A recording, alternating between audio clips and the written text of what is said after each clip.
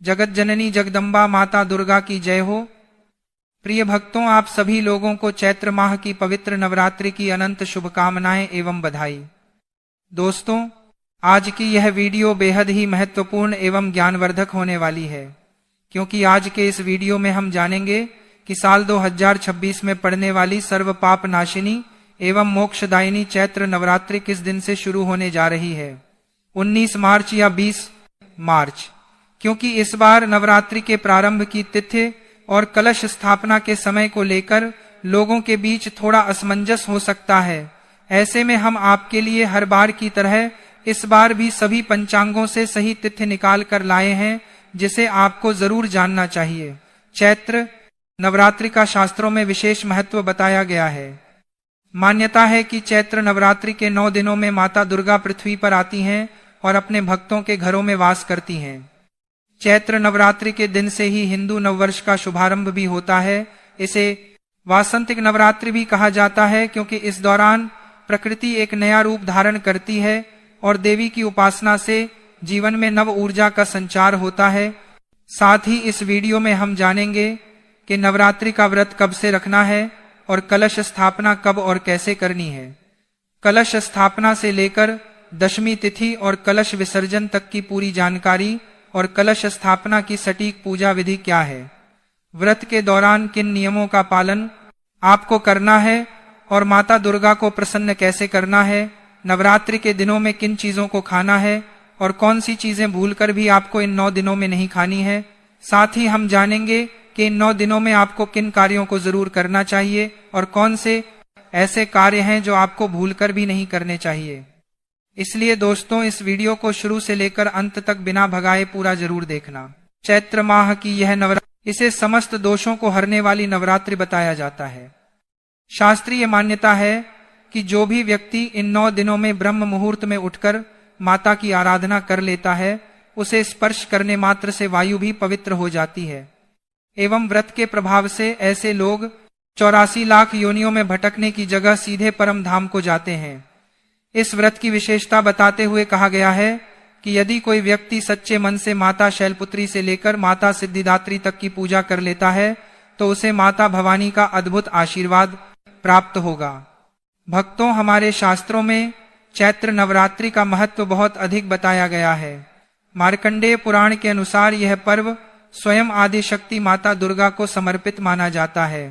माता की महिमा का बखान करते हुए शास्त्रों में एक अत्यंत सिद्ध श्लोक बताया गया है, सर्वमंगल मांगल्ये शिवे सर्वार्थ साधिके शरण्ये त्र्यंबके गौरी नारायणी नमोस्तुते, जिसका अर्थ है कि हे नारायणी, तुम सब प्रकार का मंगल प्रदान करने वाली मंगलमयी हो, कल्याणदायिनी शिवा हो, सब पुरुषार्थों को सिद्ध करने वाली शरणागत वत्सला, 3 नेत्रों वाली एवं गौरी हो, तुम्हें नमस्कार है। मान्यता है कि इन दिनों में माता रानी साक्षात धरती पर विचरण करती हैं, इसलिए इन 9 दिनों में पूजा आराधना करना और इस श्लोक का पाठ करना बहुत फलदायी माना जाता है। इसके अलावा नवरात्रि पर कन्या पूजन और दान करना भी शुभ माना जाता है, जिससे पापों से मुक्ति मिलती है और पुण्य फलों की प्राप्ति होती है। दोस्तों, वीडियो में आगे बढ़ते हैं, लेकिन उससे पहले यदि आप इस चैत्र नवरात्रि पर अपने और अपने संपूर्ण परिवार के ऊपर माता भवानी और मर्यादा पुरुषोत्तम भगवान श्री राम जी की असीम कृपा प्राप्त करना चाहते हैं, तो कमेंट सेक्शन में जय माता दी लिखकर हमारे चैनल को सब्सक्राइब जरूर कर लें। साथ ही आप अपनी राशि भी कमेंट बॉक्स में जरूर लिख दें, ताकि हम आपको आपकी राशि के अनुसार उपाय बता पाएं, जिसे करके आप अपने जीवन में माता रानी की असीम कृपा प्राप्त कर सकें। दोस्तों, वैसे तो साल में 4 नवरात्रि आती हैं, 2 प्रत्यक्ष यानी चैत्र और शारदीय और 2 गुप्त नवरात्रि, लेकिन इन सभी में चैत्र नवरात्रि का अपना एक विशेष और बहुत ही बड़ा महत्व है। ब्रह्म पुराण के अनुसार चैत्र शुक्ल प्रतिपदा के दिन ही ब्रह्मा जी ने इस सृष्टि की रचना शुरू की थी और इसी दिन से हिंदू नववर्ष का प्रारंभ भी होता है। चैत्र यह नवरात्रि सिर्फ माता की आराधना का ही नहीं, बल्कि भगवान श्री राम के जन्मोत्सव का भी पावन पर्व है, जो महानवमी के दिन मनाया जाता है। शास्त्रों में चैत्र नवरात्रि की एक बहुत ही अद्भुत कथा का वर्णन मिलता है। प्राचीन काल में सुदर्शन नाम के एक राजकुमार थे, जिन्हें उनके शत्रुओं ने राजपाट छीनकर जंगल में खदेड़ दिया था। वन में भटकते हुए सुदर्शन ने माता भगवती की कठोर तपस्या की और चैत्र नवरात्रि के 9 दिनों तक निराहार रहकर उनका ध्यान किया। राजकुमार की इस सच्ची भक्ति से प्रसन्न होकर साक्षात जगत जननी मां दुर्गा प्रकट हुईं और उन्हें अजय होने का वरदान दिया। माता के आशीर्वाद से सुदर्शन ने न सिर्फ अपने शत्रुओं पर विजय प्राप्त की, बल्कि अपना खोया हुआ राज्य और वैभव भी वापस पा लिया। इसीलिए कहा जाता है कि जो भी भक्त चैत्र नवरात्रि में सच्चे मन से माता की पूजा करता है, उसके जीवन से हर तरह के संकट दूर हो जाते हैं और उसे सुख समृद्धि की प्राप्ति होती है। अब आइए जानते हैं कि इस साल चैत्र नवरात्रि की सही तिथि क्या है। पंचांग के अनुसार साल 2026 में चैत्र शुक्ल प्रतिपदा तिथि की शुरुआत 19 मार्च को सुबह 6:52 पर आरंभ होगी। वहीं प्रतिपदा तिथि का समापन अगले दिन 20 मार्च 2026 को तड़के 4:52 पर होगा। ध्यान दीजिएगा, क्योंकि 20 मार्च को सूर्योदय से पहले ही प्रतिपदा समाप्त हो रही है। इसलिए उदया तिथि के मान के अनुसार चैत्र नवरात्रि का पावन पर्व और घट स्थापना 19 मार्च 2026 दिन गुरुवार को ही मनाया जाएगा। व्रत और मुख्य कलश स्थापना भी 19 मार्च गुरुवार को ही किया जाएगा।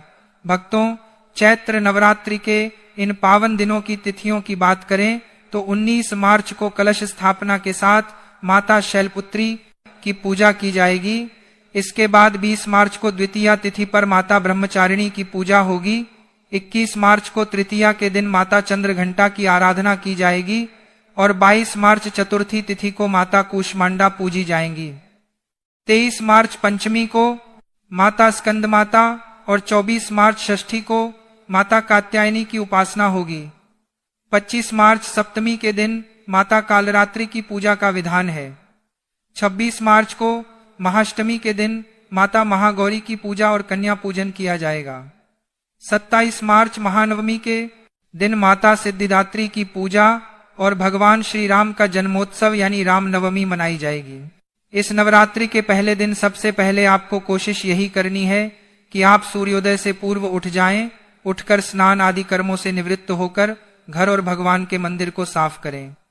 अब आइए जानते हैं कलश स्थापना की विधिवत पूजा विधि। पूजा स्थान को गंगाजल से शुद्ध करके वहां एक साफ लकड़ी की चौकी रखें और उस पर लाल रंग का पवित्र वस्त्र बिछाएं। इसके बाद माता दुर्गा की प्रतिमा या चित्र को स्थापित करें। अब एक मिट्टी के पात्र में थोड़ी सी साफ मिट्टी डालकर उसमें जौ बो दें। इसके बाद एक तांबे या मिट्टी के कलश में शुद्ध जल और गंगा जल भरें। कलश के जल में सुपारी, सिक्का, अक्षत और दूर्वा डालें। कलश के मुख पर आम या अशोक के 5 पत्ते रखें और उसके ऊपर एक जटा वाला न आरियल लाल कपड़े में लपेटकर और कलावा बांधकर स्थापित करें।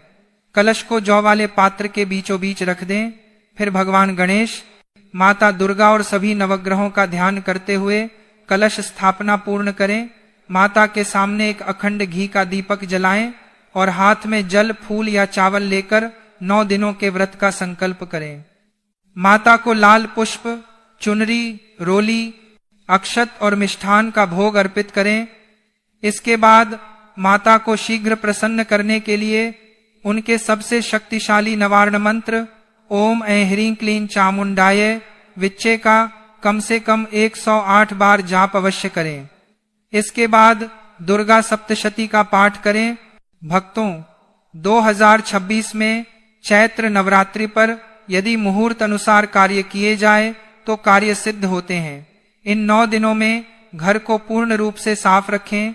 झाड़ू पोछा करके घर को सुव्यवस्थित करें। जूते चप्पल को मंदिर के पास या रसोई में भूलकर भी ना रखें। यदि घर गंदा रहता है या वस्त्र बिखरे रहते हैं तो देवी का प्रवेश रुक जाता है। साफ सुथरे और सुवासित स्थानों पर ही ईश्वरीय शक्तियां वास करती हैं। इन दिनों में बुजुर्गों, कन्याओं, संतों और गौ माता की सेवा विशेष रूप से करनी चाहिए। नवरात्रि के दिनों में मन, वचन और कर्म से शुद्ध रहना अत्यावश्यक है। झूठ, धोखा, चुगली या किसी का अपमान करने से बचना चाहिए। यदि कोई भक्त केवल बाहरी पूजा कर रहा है लेकिन भीतर से छल से भरा हुआ है तो उसकी पूजा माता भवानी स्वीकार नहीं करती। इस दिन गरीबों को अन्न, वस्त्र, फल और मिष्ठान का दान करना अत्यंत शुभ होता है। भोजन के नियमों की बात करें तो नवरात्रि के दिनों में किसी भी मनुष्य को मांसाहार का सेवन भूलकर भी नहीं करना चाहिए। साथ ही साथ मदिरापान करने से भी बचना चाहिए।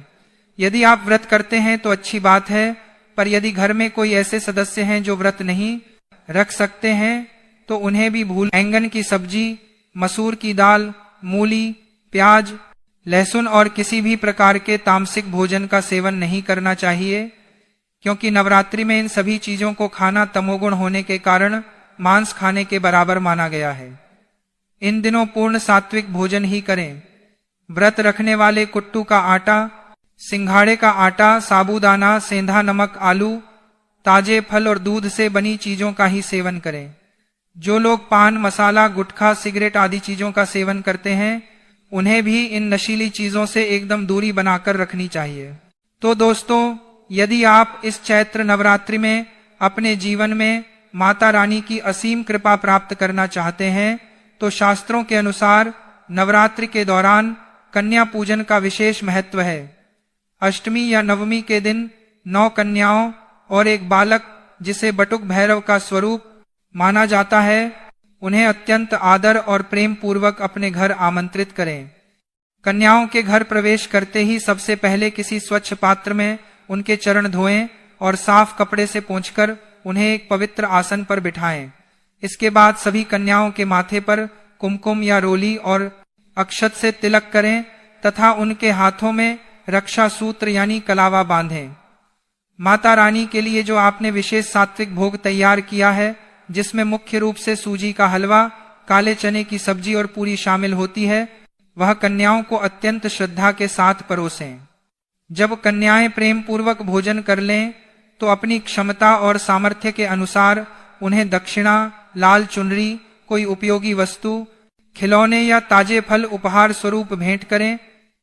अंत में सभी कन्याओं के चरण स्पर्श करके माता रानी का ध्यान करते हुए उनसे आशीर्वाद प्राप्त करें। ऐसा माना जाता है कि कन्याओं के प्रसन्न होने से साक्षात माता भवानी प्रसन्न होती हैं और घर में सुख, शांति और समृद्धि का वास होता है।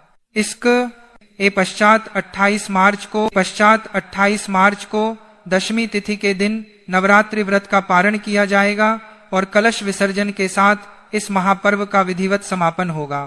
दशमी तिथि की सुबह स्नान आदि से निवृत्त होकर माता की अंतिम पूजा करें और उन्हें हलवा पूरी का भोग लगाएं। इसके बाद कलश विसर्जन की प्रक्रिया शुरू करें। विसर्जन से पहले हाथ में चावल और फूल लेकर माता से 9 दिनों की पूजा में हुई किसी भी भूल चूक के लिए क्षमा याचना जरूर करें। फिर बड़े ही आदर भाव से कलश को उसके स्थान से थोड़ा सा खिसका दें, जिसे कलश बढ़ाना भी कहते हैं। इसके बाद कलश पर रखे नारियल को आप प्रसाद के रूप में परिवार के साथ ग्रहण कर सकते हैं या फिर उसे बहते जल में प्रवाहित कर सकते हैं। कलश के अंदर रखे पवित्र जल को पूरे घर में आम या अशोक के पत्तों से छिड़क दें। इससे घर की सारी नकारात्मक ऊर्जा दूर हो जाती है और घर में सुख शांति का वास होता है। बचे हुए जल को आप किसी पवित्र पेड़ जैसे तुलसी या पीपल की जड़ में डाल दें। जहां तक जवारे की बात है तो कुछ जवारे निकालकर माता के चरणों में अर्पित करें, कुछ अपने घर की तिजोरी में बरकत के लिए रख लें और बाकी बचे हुए जवारों को मिट्टी के पात्र सहित किसी पवित्र नदी या बहते जल में विसर्जित कर दें। इसके साथ ही नवरात्रि की शाम को माता के मंदिर में एक घी का दीपक अवश्य प्रज्वलित करना चाहिए और गौ माता को प्रतिदिन ताजी रोटी खिलानी चाहिए। ऐसा करने से आपके जीवन में चल रहे सभी प्रकार के दोषों से मुक्ति मिले। शास्त्रों और पुराणों के अनुसार नवरात्रि के दिनों में किया गया पूजन और साधना बहुत शीघ्र फल देने वाला माना गया है। इसीलिए इन दिनों में पूजा करते समय विशेष सावधानी और पवित्रता का पालन करना आवश्यक बताया गया है। यदि पूजा में लापरवाही, अशुद्धता या नियमों की अनदेखी की जाती है तो माना जाता है कि पूजा का पूर्ण फल नहीं मिलता और साधना का प्रभाव भी कम हो जाता है। इसलिए यह जानना बहुत आवश्यक होता है कि चैत्र नवरात्रि की पूजा करते समय किन किन बातों का ध्यान रखना चाहिए और कौन सी गलतियां बिल्कुल नहीं करनी चाहिए। सबसे पहले यह ध्यान रखना चाहिए कि नवरात्र के दिनों में घर और पूजा स्थान की शुद्धता अत्यंत आवश्यक होती है। शास्त्रों में कहा गया है कि जहां देवी की स्थापना की जाती है वह स्थान पूरी तरह साफ सुथरा और पवित्र होना चाहिए। कई बार लोग बिना अच्छी तरह सफाई किए या अव्यवस्थित स्थान पर ही कलश स्थापना कर देते हैं, जिसे उचित नहीं माना गया है। पूजा स्थान पर धूल, मिट्टी, गंदगी या अव्यवस्था नहीं होनी चाहिए, क्योंकि माना जाता है कि देवी माँ शुद्ध और सात्विक वातावरण में ही प्रसन्न होती हैं। इसीलिए नवरात्रि शुरू होने से पहले घर की अच्छी तरह सफाई कर लेनी चाहिए और जिस स्थान पर पूजा होनी है उसे विशेष रूप से पवित्र और व्यवस्थित रखना चाहिए। नवरात्रि की पूजा में एक महत्वपूर्ण नियम यह भी माना जाता है कि कलश स्थापना बहुत विधि पूर्वक और श्रद्धा से की जानी चाहिए। कई लोग जल्दी जल्दी में या बिना सही विधि जाने ही कलश स्थापित कर देते हैं, जो शास्त्रों के अनुसार उचित नहीं माना गया है। कलश स्थापना देवी के आवाहन का प्रतीक मानी जाती है, इसलिए इसे श्रद्धा और विधि के साथ करना चाहिए। कलश को कभी भी अस्थिर स्थान पर नहीं रखना चाहिए और उसे बार बार हिलाना या स्थान बदलना भी सही नहीं माना जाता। यह भी ध्यान रखना चाहिए कि कलश के ऊपर रख नारियल सही दिशा में और साफ अवस्था में हो, क्योंकि यह पूजा का महत्वपूर्ण भाग होता है। नवरात्रि के दिनों में सात्विकता का विशेष महत्व बताया गया है। इस समय मांस, मदिरा, तामसिक भोजन, लहसुन और प्याज जैसे पदार्थों का सेवन करने से बचना चाहिए। कई लोग नवरात्रि में व्रत तो रखते हैं, लेकिन भोजन की पवित्रता का ध्यान नहीं रखते, जिससे व्रत की शुद्धता प्रभावित हो सकती है। शास्त्रों में कहा गया है कि इन दिनों में केवल सात्विक और शुद्ध भोजन ही ग्रहण करना चाहिए। फल, दूध, साबूदाना, कुट्टू का आटा, सिंघाड़े का आटा और अन्य व्रत के अनुकूल भोजन ही लेना उचित माना गया है। भोजन बनाते समय भी मन में शुद्धता और श्रद्धा का भाव होना चाहिए। नवरात्रि के दौरान ब्रह्मचर्य और संयम का पालन भी बहुत महत्वपूर्ण माना गया है। इन दिनों में मन, वचन और कर्म से शुद्ध रहने का प्रयास करना चाहिए। कई लोग केवल बाहरी पूजा पाठ पर ध्यान देते हैं, लेकिन अपने व्यवहार और विचारों की शुद्धता को नजरअंदाज कर देते हैं, जबकि शास्त्रों के अनुसार देवी की कृपा पाने के लिए मन की पवित्रता भी उतनी ही आवश्यक है। झूठ बोलना, क्रोध करना, किसी का अपमान करना या किसी के प्रति बुरा विचार रखना भी इन दिनों में अनुचित माना जाता है। नवरात्रि के दिनों में पूजा करते समय दीपक और अखंड ज्योति का भी विशेष महत्व होता है। यदि घर में अखंड ज्योति जलाई जाती है तो यह ध्यान रखना चाहिए कि वह बिना कारण बुझने न पाए। कई लोग बिना उचित व्यवस्था किए ही अखंड ज्योति जला देते हैं और फिर उसकी देखभाल ठीक से नहीं कर पाते, जिससे वह बीच में बुझ जाती है। शास्त्रों में कहा गया है कि यदि अखंड ज्योति जलाई जाए तो उसकी निरंतर देखभाल करना आवश्यक होता है, इसलिए तभी जलानी चाहिए जब उसकी पूरी जिम्मेदारी निभाई जा सके। नवरात्रि के दौरान देवी के मंत्रों और पाठ का भी बहुत महत्व होता है। कई लोग सही उच्चारण या बिना ध्यान लगाए ही मंत्र पढ़ लेते हैं, जिससे पूजा का प्रभाव कम हो सकता है। इसलिए मंत्रों का उच्चारण श्रद्धा और ध्यान के साथ करना चाहिए। यदि किसी को मंत्र सही से नहीं आते तो सरल भक्ति भाव से देवी का नाम जपना भी पर्याप्त माना गया है।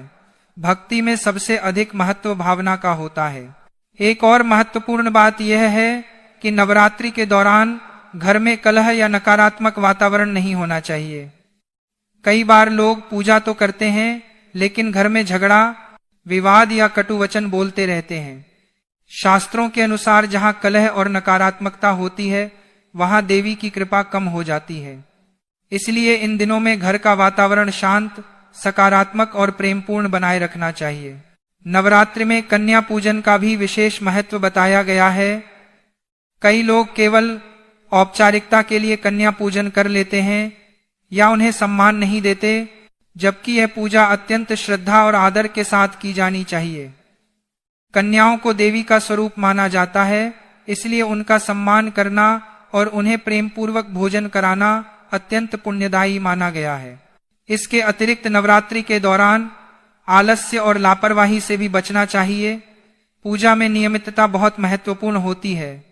यदि कोई व्यक्ति व्रत या पूजा शुरू करता है तो उसे पूरे नियम और श्रद्धा के साथ निभाने का प्रयास करना चाहिए। कई लोग पहले 1-2 दिन बहुत उत्साह से पूजा करते हैं, लेकिन बाद में ढील दे देते हैं, जिससे साधना की निरंतरता टूट जाती है। अंत में यह समझना आवश्यक है कि नवरात्रि केवल बाहरी पूजा पाठ का पर्व नहीं है, बल्कि यह आत्मशुद्धि और आध्यात्मिक साधना का भी समय है।